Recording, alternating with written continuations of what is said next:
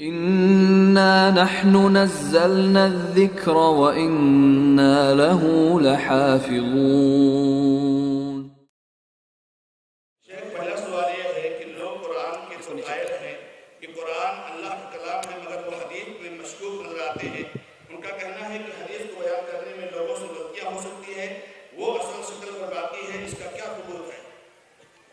الحمدللہ وکفا وسلام علی عبادہ الذین اصطفیٰ، اما بعد۔ یہ اشکال دو وجہ سے آتا ہے، وہ دو چیزیں سمجھ لیں تو سارا اشکال ختم ہو جائے۔ پہلی وجہ یہ ہے، اس قسم کے متعدد سوالات ہیں کہ اللہ نے قرآن کی حفاظت کا ذمہ لیا ہے، حدیث کی حفاظت کی گارنٹی نہیں دی ہے۔ تو حدیث جب اللہ ہی نہیں گارنٹی دی تو کیسے حدیث محفوظ رہے گی؟ تو ہم آپ حضرات کو بتائیں گے 30 پارے کا جو قرآن ہے اس میں تو کہیں قرآن کی گارنٹی کا تذکرہ نہیں ہے بھائی۔ پورے 30 پارے کا جو قرآن ہو سکتا ہے کہ وہ 10 پارے جو شیعوں کے پاس ہو اس میں کہیں، لیکن ہمارے پاس جو قرآن پاک 30 پارے کا ہے اس میں کہیں یہ نہیں اللہ نے بیان فرمایا قرآن کی ہم حفاظت کریں گے۔ وہاں ذکر کا ہے، انا نحن نزلنا الذکر وَإِنَّا لَهُ لَحَافِظُونَ، کہیں قرآن کا لفظ نہیں آیا، ذکر کا لفظ آیا ہے۔ اور ذکر جیسے قرآن کو کہا جاتا ہے ویسے نبی علیہ السلام کی حدیث کو بھی ذکر کہا جاتا ہے، جیسے کہ سورہ احزاب وغیرہ کے اندر موجود وَذَكِّرْ فَإِنَّ الذِّكْرَى تَنفَعُ الْمُؤْمِنِينَ۔ نمبر 2، اللہ رب العالمین نے جو اِنَّا نَحْنُ نَزَّلْنَا الذِّكْرَ، ہم نے ذکر کو نازل کیا۔ جب آپ نے سمجھ لیا قرآن بھی ذکر ہے اور حدیث بھی ذکر ہے، قرآن بھی حدیث ہے، نبی کا فرمان بھی حدیث ہے، اللہ نے جو حفاظت کی گارنٹی لی ہے ما انزلہ کی، جو ہم نے آپ پر نازل کیا ہم اس کی حفاظت کریں گے۔ جب یہ وصول آپ کے سامنے آ گیا انا نحن نزلنا الذکر وانا لہ لحافظون، ہم نے آپ پر ذکر نازل کیا اور ہم حفاظت کریں گے، تو اللہ رب العالمین نے ایک چیز نہیں نازل کی بلکہ 2 چیز نازل کی۔ یہی معنی جب آپ سمجھ لیں کہ اللہ نے قرآن کی نہیں بلکہ ما انزلہ کی حفاظت کی گارنٹی دی ہے تو قرآن بھی محفوظ اور حدیث بھی۔ دلیل اللہ رب العالمین نے سورۃ النساء کے اندر بیان فرمایا وَأَنزَلَ اللَّهُ عَلَيْكَ الْكِتَابَ وَالْحِكْمَةَ وَعَلَّمَكَ مَا لَمْ تَكُنْ تَعْلَمْ وَكَانَ فَضْلُ اللَّهِ عَلَيْكَ عَظِيمًا۔ اے نبی ہم نے آپ پر کتاب اور حکمت نازل کیا، 2 چیزیں نازل ہوئی ہیں، قرآن اور حکمت۔ پتہ یہ چل گیا ذکر 2 چیزوں کا نام ہے، ما انزلہ 2 چیز ہے، کتاب اللہ کی شکل میں اور سنت رسول کی شکل میں۔ اللہ تعالیٰ نے ما انزلہ کی حفاظت کی گارنٹی دی ہے، تو حدیث بھی محفوظ اور قرآن بھی محفوظ، اور تمام اہل علم کے نزدیک قرآن کی طرح حدیث بھی آسمان سے نازل کی گئی، اس کا نام ہے حکمہ۔ اور اسی لیے اللہ ذرا سوچیں، اللہ رب العالمین نے قرآن پاک کی حفاظت کے لیے ما انزلہ کی حفاظت کے لیے جو مختلف احکام نازل کیے اس میں ہے تلاوت اور یاد کرنا، کہ ما انزلہ کو یاد کیا جائے۔ جہاں اللہ نے قرآن ما انزلہ کو یاد کرنے کا حکم دیا وہاں قرآن کے ساتھ حدیث کو بھی یاد کرنے کا حکم دیا۔ سورہ احزاب کی آیت وَاذْكُرْنَ مَا يُتْلَى فِي بُيُوتِكُنَّ مِنْ آیَاتِ اللَّهِ وَالْحِکْمَةِ، اے نبی کی بیویوں تمہارے گھر میں 2 چیزیں تلاوت کی جاتی ہیں، پڑھی جاتی ہیں۔ وَاذْكُرْنَ مَا يُتْلَى فِي بُيُوتِكُنَّ، تمہارے گھروں میں جو چیز تلاوت کی جاتی ہے اس کو یاد کرو۔ پھر اللہ نے بیان فرمایا آپ کے گھر میں کیا تلاوت کی جاتی ہے، من یعنی आयातिल्लाहि वल हिकमा, ए नबी की बीवियों तुम्हारे घरों में अल्लाह की किताब और हिकमत दो चीजें तिलावत की जाती हैं और दोनों को याद करना है। तो गोया कि जैसे अल्लाह ताला ने कुरान को नादिल किया, हदीस को भी नादिल किया, कुरान पाक रब्बुल आलमीन इरशाद फरमाते हैं सूरह हूद की आयत सुम्मा फुस्सिलत मिन लदुन हकीमिन खबीर, कुरान हमने नादिल किया और फिर इसकी तफसील भी मिन लदुन हकीमिन खबीर, अल्लाह हकीम खबीर की जानिब से इसकी तफसील भी आपको बताई जाएगी। 29वां पारा सूरह क़यामा की आयत, सूरतुल क़यामा की आयत ला तुहर्रिक बिही लिसानका लितअजल बिही इन्ना अलैना जमअहु व कुरआना सुम्मा इन्ना अलैना बयाना। ए नबी जरा जल्दबाजी ना करें, कुरान हमने नादिल किया, आपके सीने में कुरान जमा करेंगे, सुम्मा इन्ना अलैना बयाना, फिर कुरान की तफसीर भी बयान करना मेरा काम है। तो दोनों अल्लाह के कलाम हैं और अल्लाह ताला ने दोनों की हिफाजत की जिम्मेदारी ली है। नंबर 2, दूसरी चीज क्या है, अब आप बताएं, कुरान ने जिन सहाबा ने और जिन उलमा ने कुरान को 1400 साल तक महफूज किया, उन्हीं उलमा ने हदीस को भी महफूज किया। तो दोनों चली आ रही हैं, नस्र तवातुरन आ रही हैं। इसलिए जैसे कुरान में कोई शक नहीं, अहादीस सहीहा में भी कोई शक नहीं। एक वजह और बताएं, एक तीसरी वजह यह है कुरान हदीस में मशकूक शक है। क्या वजह है?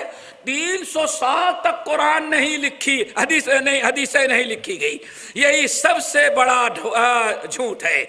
कुरान जैसे अल्लाह के रसूल के ज़माने में लिखा गया, ऐसे ही हदीसें भी नबी अलैहिस्सलाम के ज़माने में लिखी गई और आपने लिखवाया। लोग ये तस्वुर देना चाहते हैं कि बुखारी से पहले हदीसें नहीं लिखी गई थी, बुखारी से पहले हदीसें लिखी गई थी। अबू बकर सिद्दीक ने हदीसें लिखी, 500 किताब 500 हदीसों का मजमूआ था।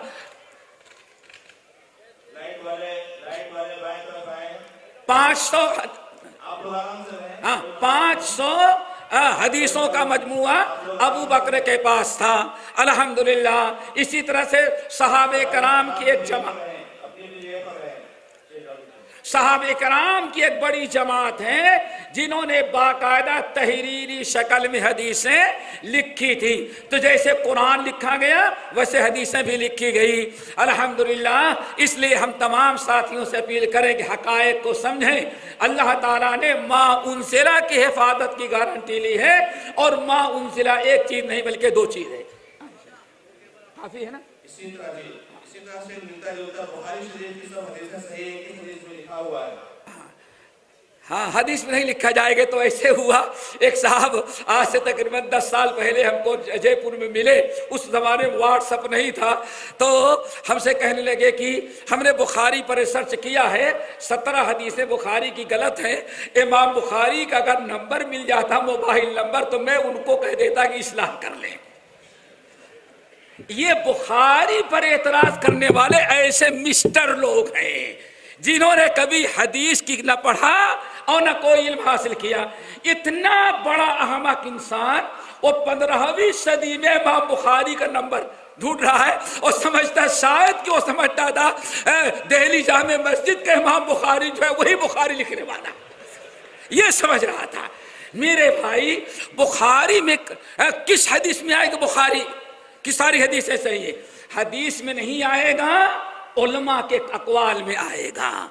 आप सबसे पहली चीज इमाम बुखारी रहमतुल्लाह अलैह की तहरीर पढ़ें, अगर न मिले तो फतहुल बारी का मुकद्दमा, अगर आपको कुछ न मिले ये सारे उलमा के अक़वाल चाहते हो तो सबसे बेहतरीन किताब, शायद कि अरबी ज़बान में उतनी बेहतरीन किताब ना लिखी हो बुखारी, और इमाम बुखारी के मुतालिक सीरतुल बुखारी, इमाम बुखारी रहमतुल्लाह अलैह की सीरत पर और इमाम बुखारी के सही बुखारी पर जितने मसनूई और मौदूई एतराज़ात थे सबका जवाब आपको तफसील के साथ मिल जाएगा। किताब उर्दू में है, मतबू है, किताब का नाम है सीरतुल بخاری، تمام علماء نے اس بات پر اتفاق کیا کہ تحت عدیم السما، اس آسمان کے نیچے اور اس زمین کے اوپر قرآن کے بعد سب سے صحیح کتاب جو کائنات میں ہے وہ صحیح بخاری ہے۔ اس میں الحمدللہ کسی بھی کلمہ گو کا کوئی اختلاف نہیں ہے، تو حدیث میں نہیں ملے گا بلکہ کتابوں میں ملے گا۔ جی، اہل سنہ والجماعت کا فرقہ ناجیہ ہے، اور اہل سنہ والجماعت میں کون کون سی جماعت شامل ہے؟ ماشاء اللہ۔ کہا جاتا ہے کہ رات بھر قصہ پڑھا گیا، صبح کہنے لگے کہ رام مرد تھا کہ عورت تھی۔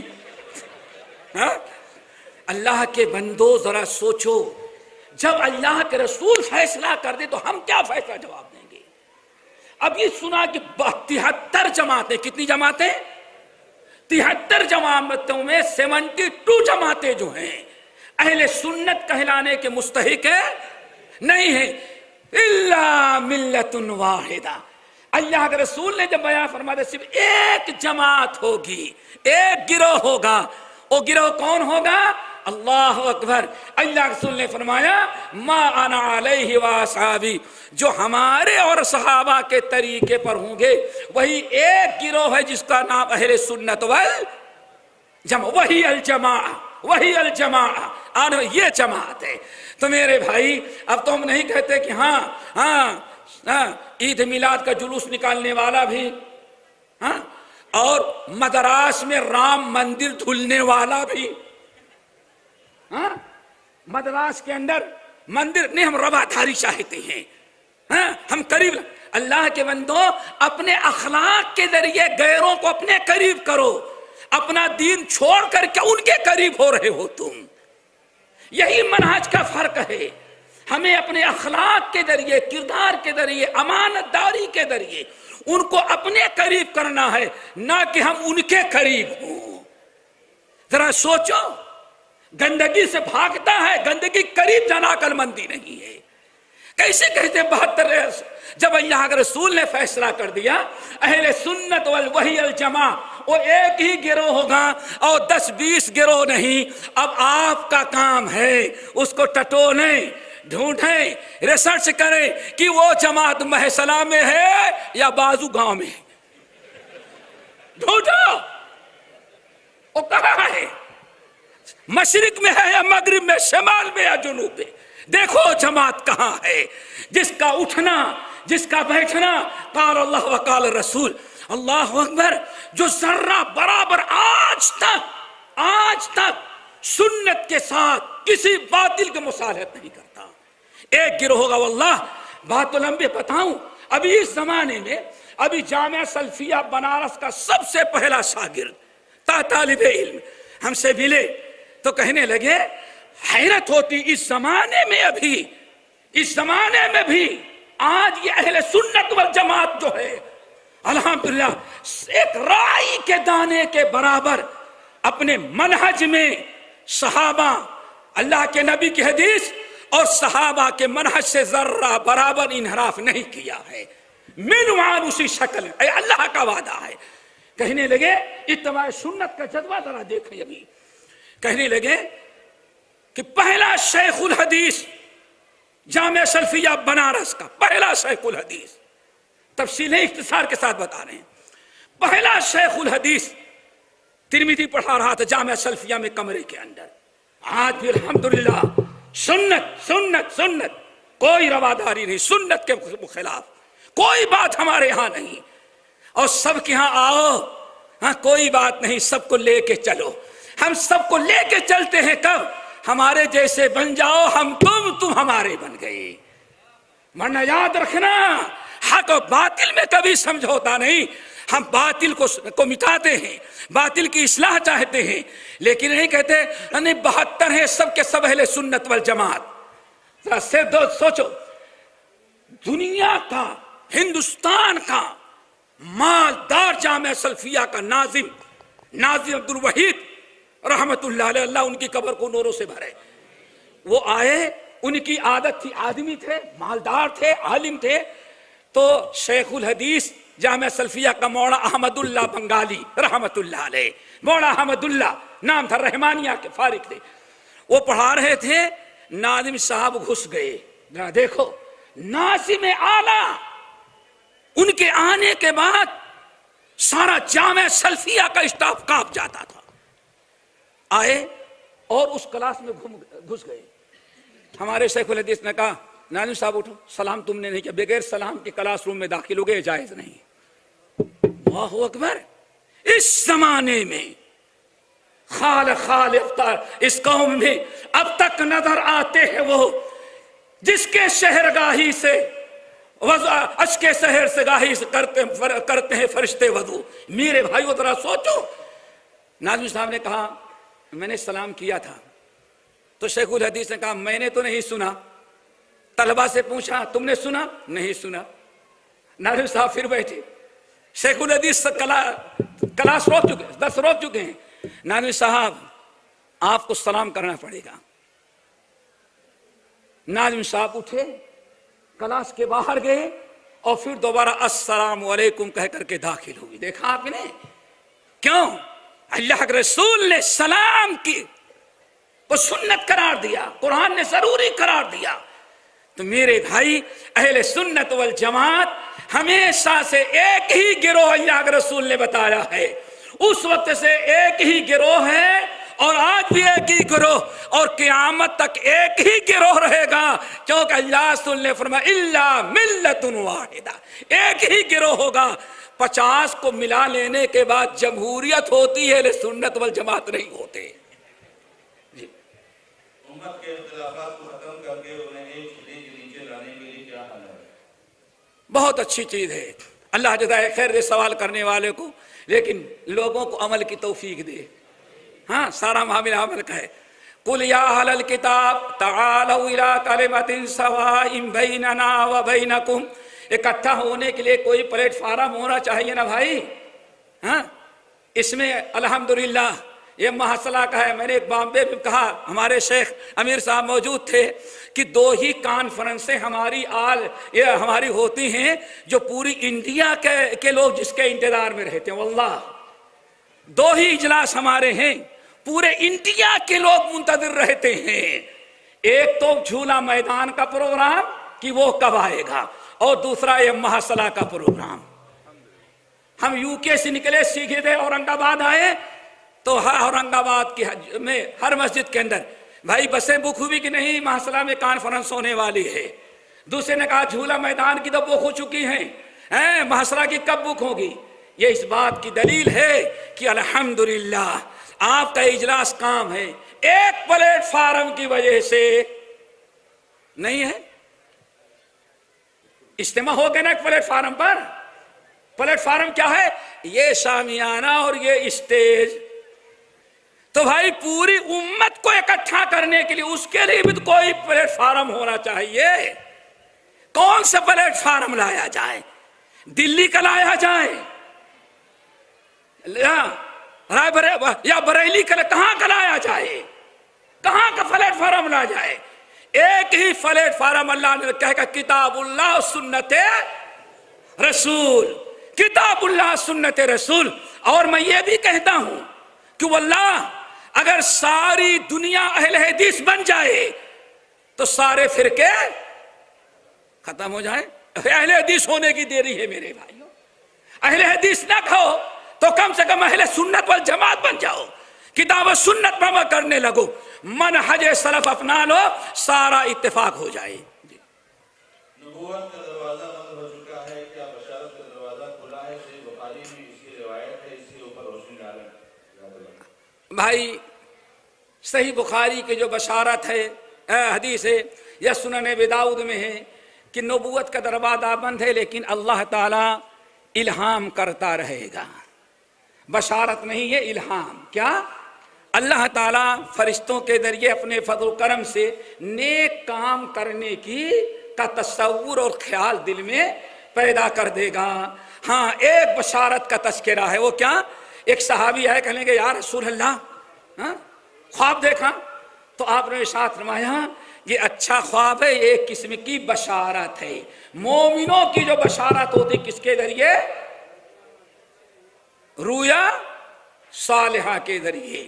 अब इल्हाम ऐसा हो, الہام ایسا ہو، بشارت ایسی ہو کہ کشمیر میں اکٹھا کیا جائے، نبوت کا دروازہ تو بند ہے لیکن الہام کا دروازہ کھلا ہوا ہے، کشمیر ویسے ہی پریشانی میں اکٹھا ہو، اعلان کیا گیا، بڑی سے پگڑی، جبہ کبا، کرسی پر بیٹھے ایک لیٹر پڑھ کے سنا رہے ہیں، کیا اللہ کے رسول نے ہمارے پاس لیٹر بھیجا ہے۔ میں تو نہیں کہہ سکتا یہ تو شیطانی چیزیں ہوگی۔ اچھا کیا بھیجا ہے؟ آپ جو دعوت کا کام کر رہے ہیں آپ کی جماعت، اللہ ہم اس سے بہت خوش ہیں کیونکہ ہماری امت کی تعداد بڑھ رہی ہے، اور باقاعدہ وہ لیٹر پڑھ کر کے سنایا، اور کمال لیٹر اردو میں تھا۔ لیٹر کس میں تھا؟ اردو میں، اور اللہ سے زندگی میں اردو نہیں سیکھے تھے۔ لیکن مشکل یہی ہے کہ شیخ الحدیث مولا اسماعیل صاحب گجرانوالہ رحمۃ اللہ علیہ کے پاس، اور آج یہ ہمارے پاس کتابیں موجود ہیں کہ اللہ کے رسول نے پوچھا، اردو میں بات کر رہے تھے، نام نہیں لیتے، تو اللہ آپ اردو میں آئے تھے ہمارے یو پی اور پنجاب کا بالکل بارڈر جو ہے، سمجھ جائیں آپ لوگ، جہاں برابر آتے رہتے ہیں، اللہ کے رسول آئے تھے، تو اللہ کے رسول آپ اردو میں گفتگو کرتے ہیں، آپ کے اس مدرسے کی برکت ہے کہ میں نے اردو بھی سیکھ لیا۔ اللہ اکبر۔ علمہ شدید القویٰ۔ اے لوگو، نبی کا استاد کائنات میں کوئی نہیں ہے، اگر استاد ہے تو علمہ شدید القویٰ، جبرائیل امین نے پڑھاتا ہے آپ کو۔ وہ ہمارے ہندوستان میں اردو سیکھنے کے لیے نہیں آئیں گے۔ یہ جو الہامات ہیں، یہ جو بشارتیں ہیں، یہ شیطانی مکر و فریب ہے۔ یہ ویسے ہی جیسے میں نے کہا کہ لیٹر لکھے پڑھ سنایا جا رہا ہے، لوگ رو رہے ہیں، اور لیٹر اصل میں اردو میں ہے۔ ولی کی پہچان کیا ہے؟ ولی کی پہچان ہم سے نہیں پوچھو، قرآن سے پوچھو۔ قرآن میں الا ان اولیاء اللہ لا خوف علیہم ولا هم، آگے لا يحزن، تو ہے، اور آگے الذین آمنوا وکانوا یتقون، اور پھر ولی کی ہدی للمتقین الذین یؤمنون بالغیب ویقیمون الصلاۃ ومما رزقناہم ينفقون، اور وعباد الرحمن الذین یمشون علی الارض ہونا واذا خاطبهم الجاہلون قالوا۔ اور ولیوں کی ساری نشانیاں قرآن کے اندر ہیں۔ نبی علیہ السلام نے ارشاد فرمایا کہ اللہ کا نیک بندہ، تم میں سب سے بہترین اللہ کا محبوب بندہ، ولی بندہ وہ ہے جس کو دیکھ کر کے اللہ یاد آ جائے۔ جس کو دیکھ کر اللہ یاد آنے کا مطلب یعنی اس کے جیسے بننے، نیک اعمال کرنے کا شوق پیدا ہو جائے، یہ ہے ولی۔ اور پھر آخری چیز، امام شافعی رحمۃ اللہ علیہ سے کسی نے کہا فلاں ولی ہے، کہا کیسے پتا چلا؟ کہا ہوا میں اڑتے ہوئے میں نے دیکھا۔ امام شافعی نے کہا بھائی یار بیوقوف، خاموش ہو جا، اگر کسی کو ہوا میں اڑتے ہوئے، سمندر پر چلتے ہوئے دیکھتے، ڈوبتے نہیں، آگ میں کھڑا ہے آگ جلاتی نہیں، تو اس کو ولی نہیں سمجھ لینا جب تک کہ اس کا عمل کتاب و سنت کے مطابق نہ ہو۔ اسی لیے شیخ عبد القادر جیلانی اور بعض اولیاء نے کہا ولیوں کی ایک نشانی ہے اتباع کتاب و سنت، یعنی اہل حدیث ہونا۔ اسی لیے ہم کہیں گے ہمیشہ ولی ہوگا تو کبھی اہل حدیث کے علاوہ کوئی ولی ہو ہی نہیں سکتا۔ کیسے بنے گا ولی جب اس کا عمل ہی کتاب و سنت پر نہیں ہوگا؟ جی تفسیر القرآن نامی تفسیر معتبر ہے یا نہیں، اور کیوں نہیں؟ بھائی تفہیم کہہ بھی رہے ہیں اور پھر تضاد ہے دونوں میں۔ تفہیم القرآن اور تفسیر القرآن دونوں میں کیا ہے؟ تضاد ہے۔ وہ تفہیم ہے لیکن تفسیر نہیں ہے۔ تفہیم کہتے ہیں کوئی چیز، آپ نے کوئی چیز دیکھی یا آپ نے قرآن کا مطالعہ کیا، آپ کے دل و دماغ میں اس آیت کا جو معنی آ گیا آپ اس کو نوٹ کر دیں، اس کو کہا جاتا ہے تفہیم۔ اور مولانا ابوالعلا مودودی نے یہی کیا تھا، تفہیم۔ اور ایک ہے تفسیر۔ تفسیر تفسیر اب تفسیر المأثور، تفسیر کس کو کہتے ہیں؟ تفسیر کہتے ہیں جیسے ابھی ہم نے آپ کو سامنے آیت تلاوت کی، ان علینا جمعہ وقرآنہ ثم ان علینا بیانہ، ہم نے قرآن نازل کیا پھر ہم اس کی تفسیر بھی، اس کا بیان، اس کی وضاحت بھی میرے ذمہ ہے۔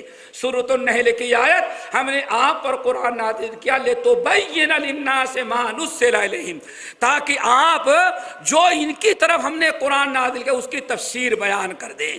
تو میرے بھائی، تفسیر کہا جاتا ہے کہ اللہ کے نبی صلی اللہ علیہ وسلم نے جس آیت کی کیا تفسیر بیان کی، سورت کی کیا فضیلت بیان کیا، آیت کا کیا معنی بتایا، اور اسی طرح سے اگر اللہ کے رسول کے بعد صحابہ کرام، تابعین، سلف نے اس کی تفسیر کیا کی ہے، سند کے ساتھ نقل کر دی جاتی ہے، اس کو کہا جاتا ہے تفسیر بالمأثور، یعنی آثار کے ذریعے، سنت کے ذریعے آیتوں کی تفسیر کرنا، یہ ہوتی ہے تفسیر۔ میں آپ حضرات سے کہوں گا بہتر ہے اگر آپ تفسیر پڑھنا چاہتے ہیں تو تفہیم کے بجائے، کسی ایک انسان کا فہم کے بجائے آپ ایسی تفسیر پڑھیں، ایسے جو واقعی جس میں اللہ کے رسول کی تفسیر ہو، صحابہ کی موجود ہو، سلف کی موجود ہو، اور الحمدللہ سلف نے کبھی چھوڑا نہیں ہے، جیسے قرآن کی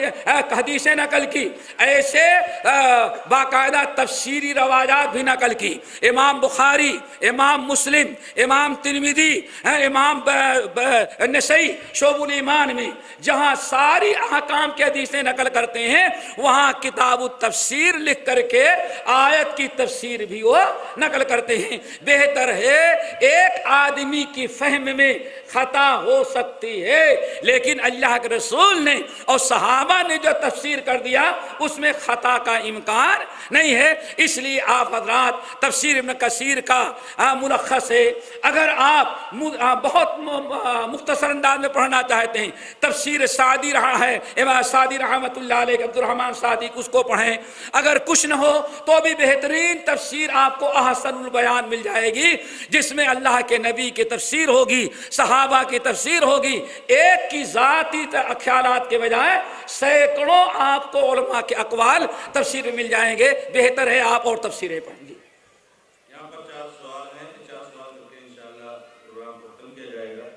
پہلا سوال ہے، شیخ المحدثین نے امام ابو حنیفہ رحمۃ اللہ علیہ پر جرح کی ہے، جیسے خطیب بغدادی کو احناف متعصب کہتے ہیں، اور ان کے دفاع میں سلف کے اقوال یا کوئی کتاب پر رہنمائی فرمائیں۔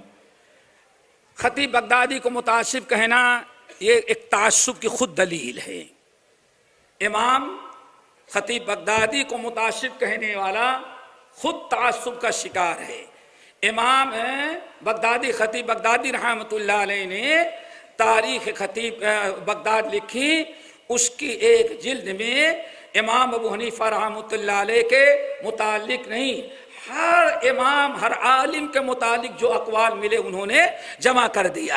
امام خطیب بغدادی جہاں امام ابو حنیفہ رحمۃ اللہ علیہ کے مصالف یعنی تنقیدوں کا تذکرہ کیا ہے، وہیں جن علماء نے ان کو سکا کہا، تعریف کی ہے، وہ بھی قول نقل کر دیا ہے۔ امام خطیب بغدادی کا کوئی قصور اس سلسلے میں نہیں ہے، ان کو متعصب نہیں کہنا چاہیے۔ ہمارا اپنا جو طریقہ ہے، اور ہم اپنے تمام اہل حدیث نوجوانوں کو بھی نصیحت کرتے ہیں، دیکھو اللہ کے رسول صلی اللہ علیہ وسلم قرآن پاک میں بیان فرمایا، تلک امۃ قد خلت لها ما کسبت ولکم ما کسبتم، یہ اے لوگ تھے گزر گئے، جو انہوں نے کیا اس کو وہ ذمہ دار ہے، ولا تسألون، تم سے ان کے متعلق پوچھا نہیں جائے گا۔ نمبر 2، اللہ کے نبی علیہ السلام نے ہمیں نصیحت کی ہے، اذکروا محاسن موتاکم، جو لوگ دنیا سے جا چکے ہیں ان کی نیکیوں کا تذکرہ کرو، ان کی برائیوں کا تذکرہ مت کرو۔ امام ابو حنیفہ رحمۃ اللہ علیہ کے بعض ان کے شاگردوں سے پوچھا، تم اہل حدیث کیسے بنے؟ کہا کریں کیا ہمارے استاد ابو حنیفہ نے ہم کو اہل حدیث بنا دیا؟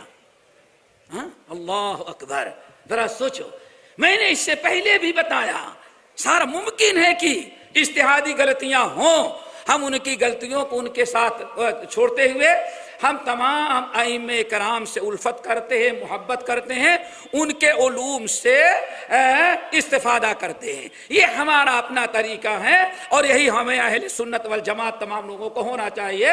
کسی امام کے لیے نہ تعصب کرتے ہیں. ہاں اگر کہ جیسے آج دنیا میں امام شیخ البانی کو بہت برا بھلا کہا گیا، نہیں، انہوں نے ابو حنیفہ رحمۃ اللہ علیہ پہ شرح کر دی.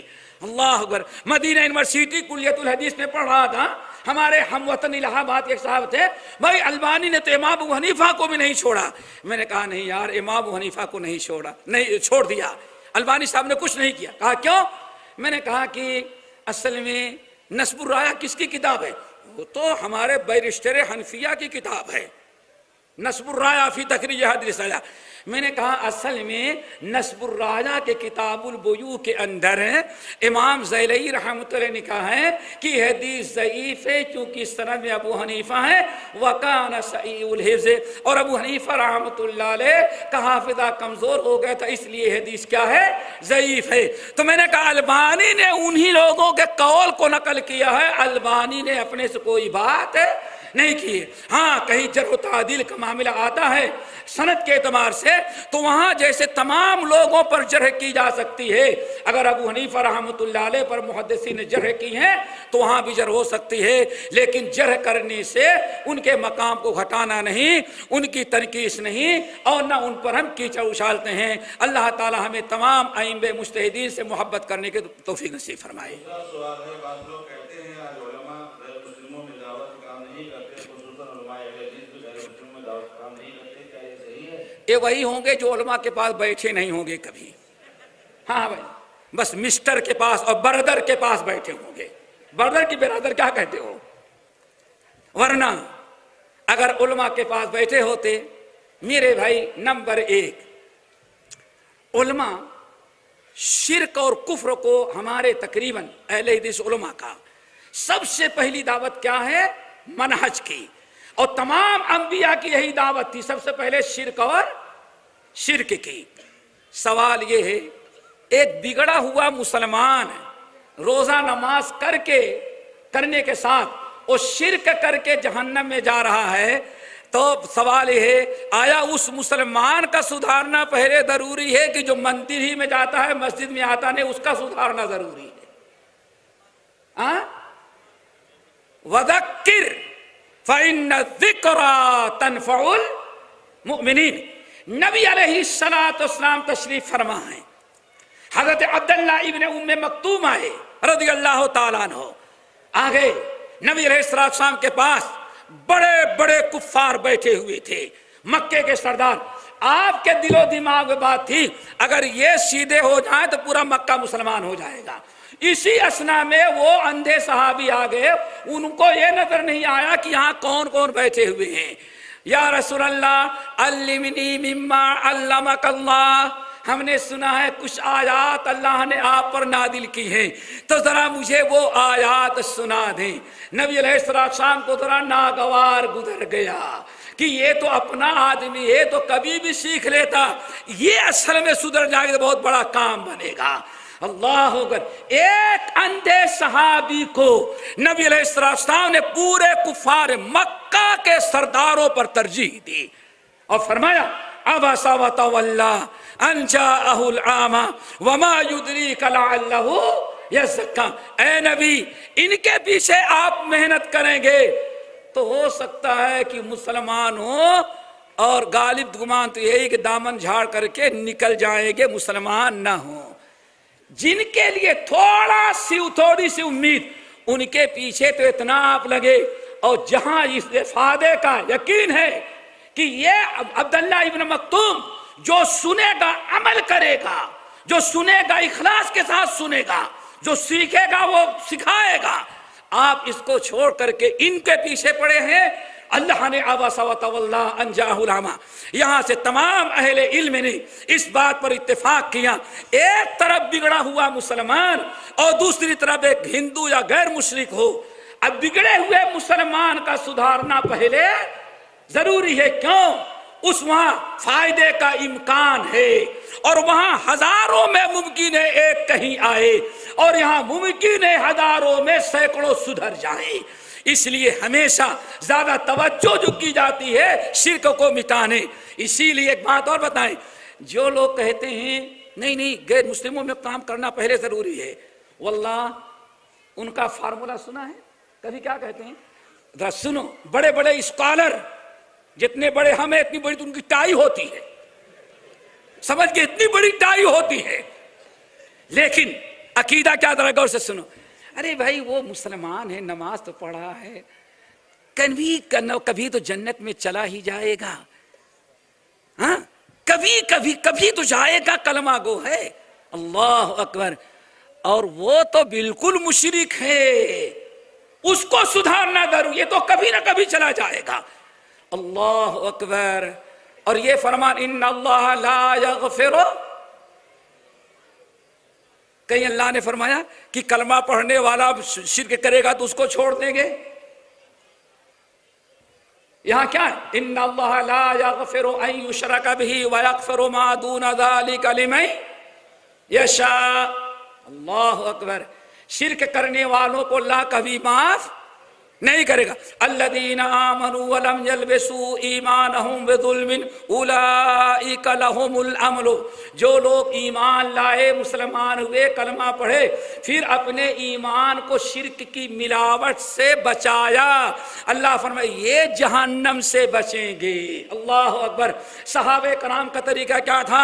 ایک شخص نے کڑا باندھا ہے، شرک کیا، صحابی نے کہا اس کو ہٹا دو، اور کیا کہا؟ واللہ اگر تم یہی پہنے رہے اور مر گئے اور موت آ گئی تو ما افلحت ابدا، ما افلحت ابدا.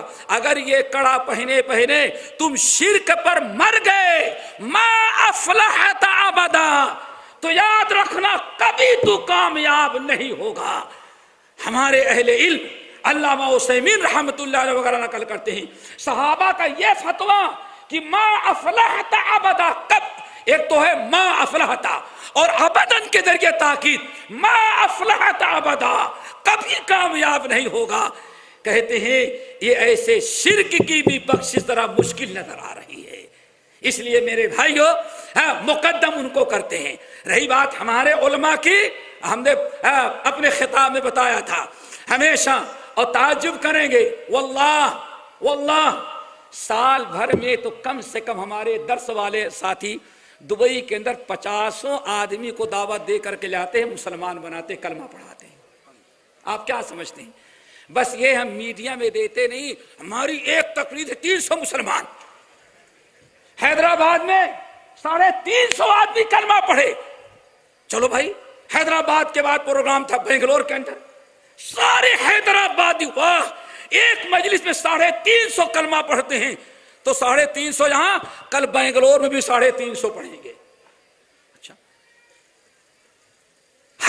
حیدرآباد کے نوجوان، چلو بھائی بڑی اچھی تقریر، چلے گئے وہاں، ایک آدمی حیدرآباد میں مسلمان نہ ہوا.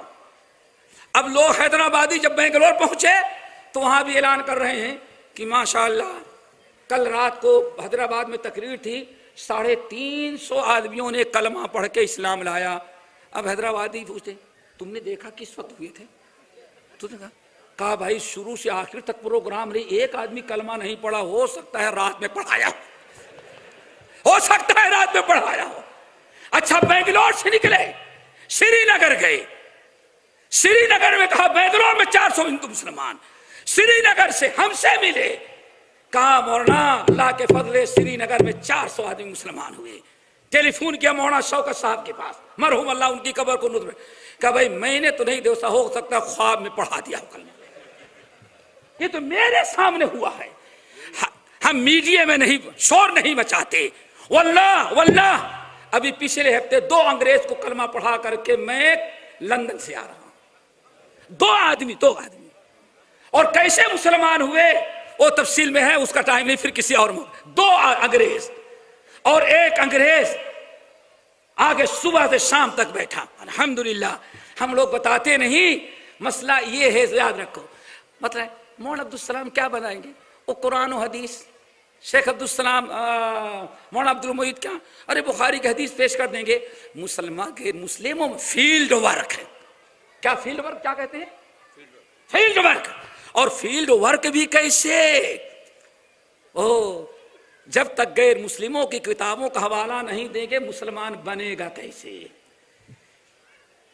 تو غیر مسلموں کے کتابوں سے جو مسلمان ہوتا ہے، مسلمان بھی کتنا بڑا رہتا ہے ویسے ہی رہتا، خطرہ بھی نہیں کراتا۔ میرے بھائی یہی نظریہ سب سے بڑا غلط ہے۔ ابو جہل، ابو لہب، ابو سفیان، یہ سارے دنیا کے کفار جو تھے، ان کے لیے اللہ نے نہ منطق نازل کی، نہ فلسفہ نازل کیا، نہ غیر مسلموں کی کتابیں، توحید کی دلیلیں قرآن سے۔ بس ایک منٹ، ہمارے بتاتا ہوں دور آخر کے سب سے بڑے فلسفی تھے علامہ شبلی، علامہ شبلی نعمانی، سب سے بڑے۔ ایک اہل حدیث عالم جیسے ہمارے مولانا عبد المعید صاحب سیدھے سادے بھولے بھالے پہنچ گئے، دلی میں ملاقات ہو گئی تو شبلی نعمانی کہنے لگے اللہ کو ثابت کر سکتے ہو؟ کہاں؟ الحمدللہ رب العالمین پڑھ دیا ہمارے عالم نے۔ اب انہوں نے کلو جابا کلو بادا، اب وہ منطق سے سغرا کبرا نکالے اور مولوی کی بات کو رد کر دیا۔ پھر اس نے دوسری آیت پیش کی، رد کر دیا، پھر تیسری آیت پیش کی، رد کر دیا۔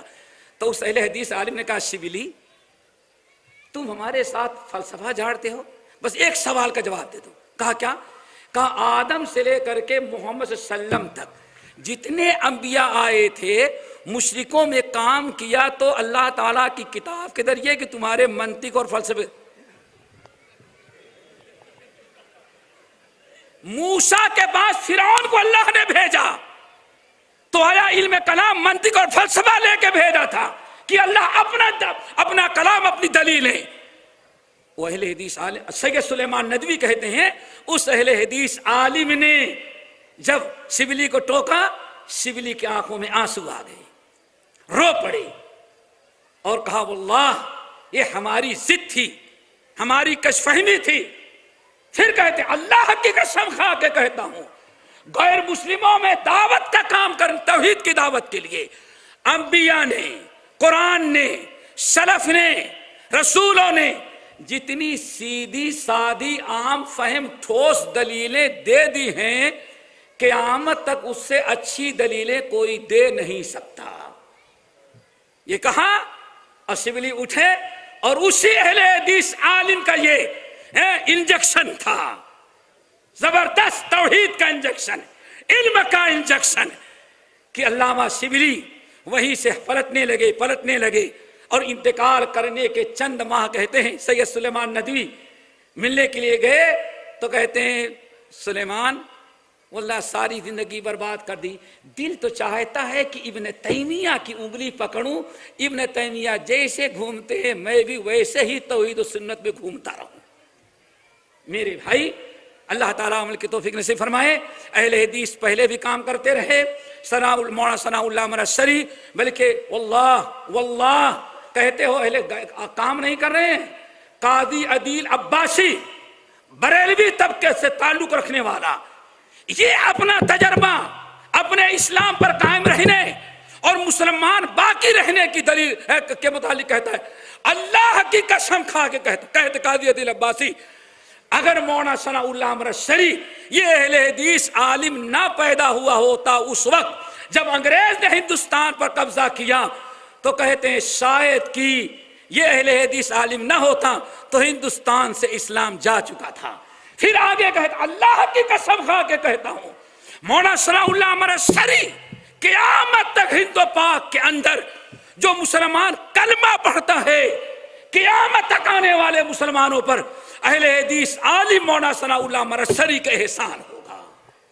آج بھی الحمدللہ یہی بازو میں گلبرگہ اور ایک اور ڈسٹرکٹ کیا کہتے ہیں آج کل حیدرآباد کے کرنول کا ایک ہندو کلمہ پڑھا ہمارے ہاں آ کر کے، دین سیکھا، حیدرآباد میں بیٹھ کر کے قرآن سیکھی، دلیلیں سیکھی۔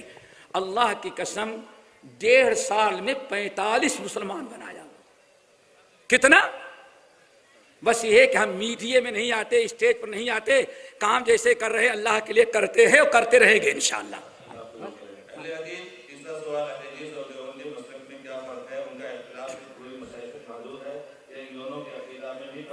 میرے بھائی وہ بات پھر بہت ریورس جانا پڑے گا، بہت ریورس جانا پڑے گا۔ ایک کہتا ہے اللہ عرش پر ہے، دوسرا کہتا ہے اللہ ہر جگہ ہے۔ ایک کہتا ہے اللہ دیکھ رہا ہے، علیم بذات الصدور ہے، دوسرا رات کو چادر ڈال لیا، ہم محصلہ میں ہیں اور ہمارا پیر الہ آباد میں ہے، یہ تصور کہ ہمارا پیر ہم کو دیکھ رہا ہے۔ میرے بھائی کیسے دونوں کا ایک ہو سکتا ہے؟ کون کہتا ہے آمین اور رفع الیدین کا جھگڑا ہے؟ سارا جھگڑا تو عقیدے کا ہے۔ ایک کہتا ہے محمد صلی اللہ علیہ وسلم دنیا سے جا چکے ہیں، سمجھ گئے نا، نہ کبھی ہندوستان آئے نہ جائیں گے، اور دوسرا اپنی کتاب آپ بیتی، کتاب کا نام رکھنا کیا؟ آپ بیتی میں کہتے ہیں مجھے خوشی ہے کہ اللہ کے رسول 3 مرتبہ ہمارے گھر سہارنپور آئے ہوئے تھے۔ ہم کیسے کہہ سکتے دونوں کا معاملہ ایک ہے؟ ہم تو کہتے ہیں ایک دن بھی اللہ کے رسول نہیں آئے اور وہاں 3 دن ایک کے یہاں آئے۔ مدرسے میں جھگڑا ہوا، ناظم پر الزام لگایا گیا۔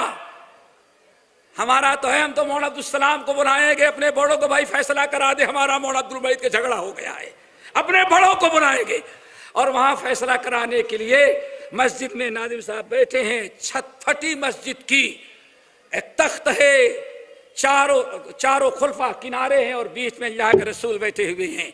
یہ ناظم ان کا حساب کر لو۔ حساب لیا اور اللہ کے رسول نے سرٹیفکیٹ کر دی، لکھ دی 1 پیسے کی خیانت اس نے نہیں کیا ہے۔ جو اللہ کے رسول کو اتنی تکلیف دے کر کے جگہ کا نام نہیں لیتا، اپنے ہاں بلا سکتا ہے۔ ہم تو ہم بلاتے نہیں، بلکہ ہمارا تو ایمان ہے انشاءاللہ ہم شرک سے بدعت سے بچے ہیں۔ ہم اہل حدیثوں کی ملاقات اللہ کے رسول سے انشاءاللہ حشر کے میدان حوض کوثر پر ہوگی۔ یہ تو ہمارا عقیدہ ہے۔ سب تو یہی بلا لے رہے ہیں اپنے اپنے ہاں، کسی نے لاہور بلایا، کسی نے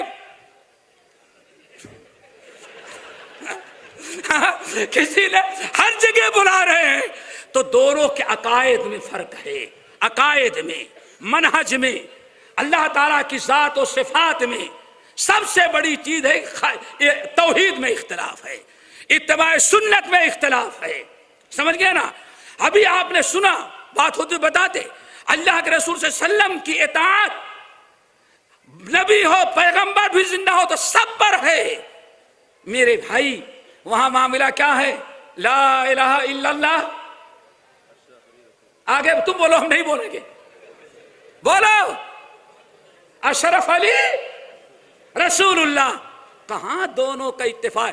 یہ تو ہماری رواداری ہے کہ اس کے باوجود ہم چاہتے ہیں آؤ ملو لے کر کے چلیں۔ سمجھ گئے نا؟ عقائد میں فرق ہے، توحید میں فرق ہے، اتباع سنت میں خلل ہے، بہت بڑا اختلاف ہے، منہج میں اختلاف ہے۔ ہم یہ کہتے ہیں ڈائریکٹ اللہ کے رسول کی سنت پر عمل کرو، وہاں کہتے ہیں اللہ اکبر۔ کہتے ہیں ابھی 7 سالہ کانفرنس ہوئی تھی، یہی بات بتا کر کے میرے خیال سے شیخ بھی پریشان ہوں گے، ارے 9:30 ہو گئے۔ ایک چیز بتا دے، منہج میں ہمارا عقیدہ کیا ہے؟ ہمارا عقیدہ ایک حدیث کے سامنے سینکڑوں اماموں کی بات ٹھکرائی جائے گی، یہ ہمارا منہج۔ شاہ ولی اللہ محدث دہلوی رحمت اللہ علیہ کے شاگرد رشید علامہ معین الدین سندھی الدراسات اللبیب میں نقل کرتے ہیں کہ اے لوگوں سن لو، ایک حدیث رسول کا یہ مقام ہے، ایک حدیث کے خاطر سینکڑوں اماموں کی بات کو رد کیا جا سکتا ہے، لیکن سینکڑوں اماموں کے خاطر ایک حدیث کو چھوڑا نہیں جا سکتا۔ ہمارا منہج ادھر اللہ اکبر، تاریخ پڑھنا ان کی، اور 7 سالہ کانفرنس پر جو اپنا منہج، اپنا عقیدہ، اپنا وصول بیان کیا ہے، کہتے ہیں ہم مجموعہ احادیث کو ذرا غور سے سنو، ہم مجموعہ احادیث کو فقہی روایات پر فٹ کرتے ہیں۔ فرق ہوا؟ ہم مجموعہ احادیث کے سامنے سارے فقہی روایت کو رد کرتے ہیں، اور وہاں رد نہیں کرنا بلکہ کیا کرتے ہیں؟ فٹ کرتے ہیں۔ اور فٹ کیسے کرتے ہیں؟ सुनन तिरमिजी की हदीस, अल्लाह के रसूल ने मसाह किया। किस पर? अमामा बांधे हुए थे आप, पगड़ी पर मसाह किए। इमाम तिरमिजी कहते हैं अबू बकर उमर ने यही किया, लेकिन हमारे इमाम ने नहीं किया। अब कैसे फिट करते हैं इमाम के कौल पर? कहते हैं इस हदीस के 10 जवाब हमारे पास मौजूद है। अल्लाह अकबर। एक हदीस का कितना जवाब? सबसे छोटा क्या है? असल में नबी अलैहिस्सलाम ने पगड़ी उतार करके सर पर ऐसे मसा,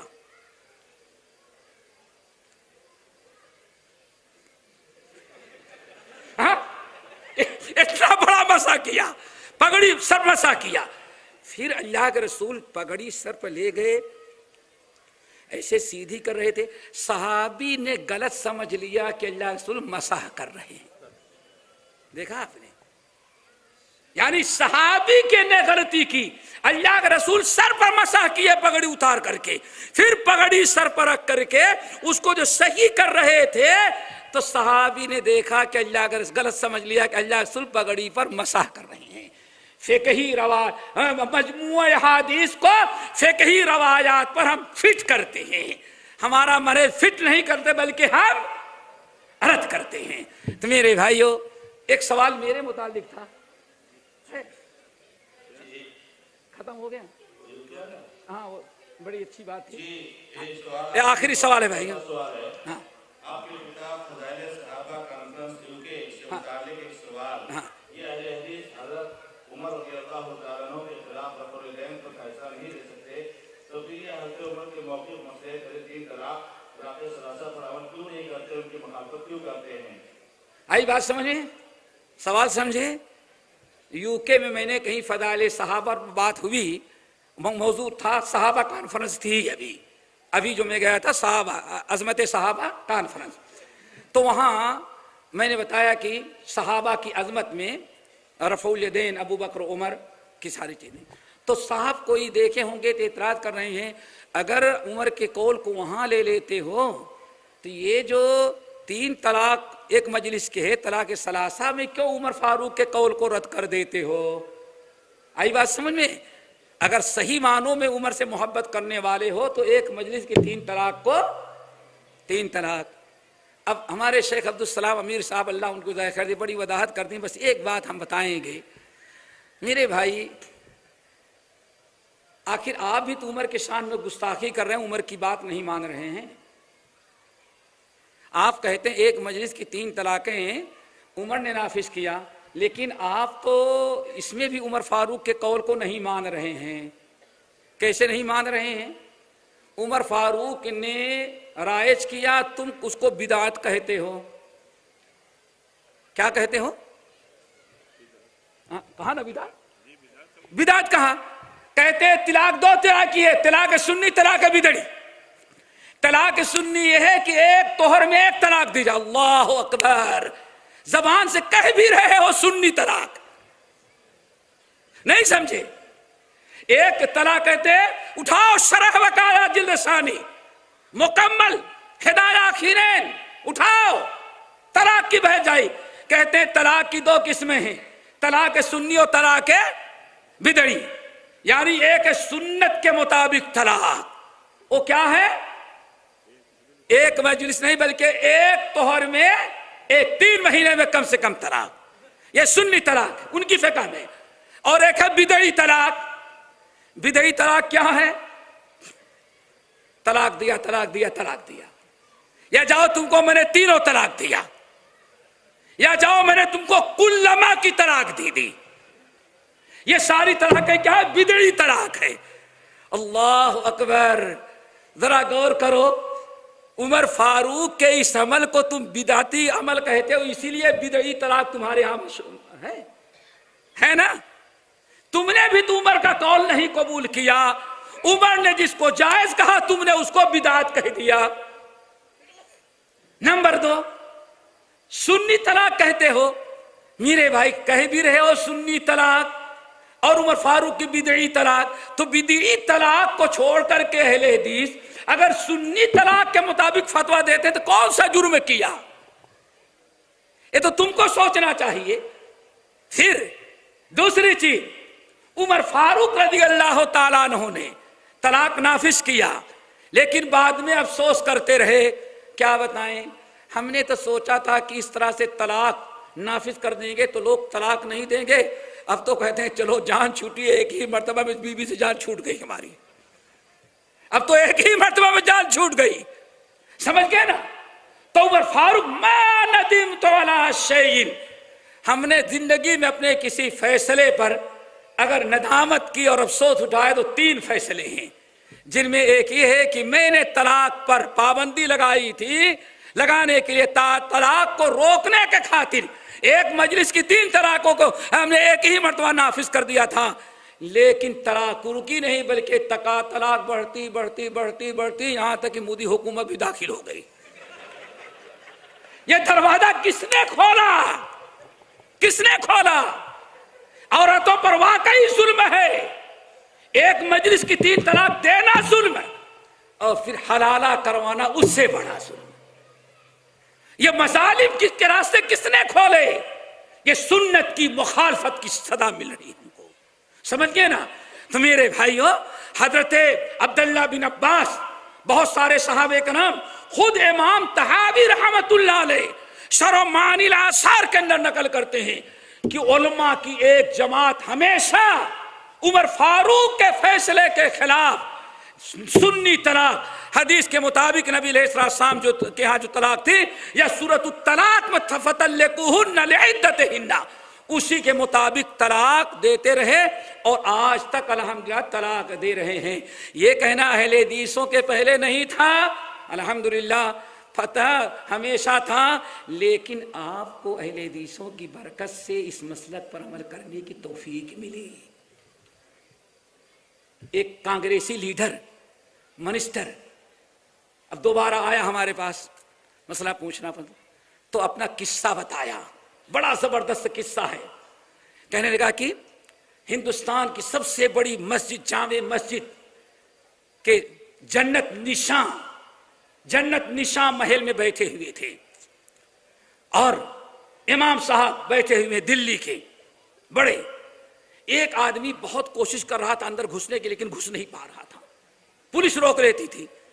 گھنٹے 2 گھنٹے کے بعد صبر نہ کیا، اتنا زور سے دھکا مارا کہ پولیس پہلے اندر ہوئی، بعد میں وہ داخل ہوا، گھس گیا۔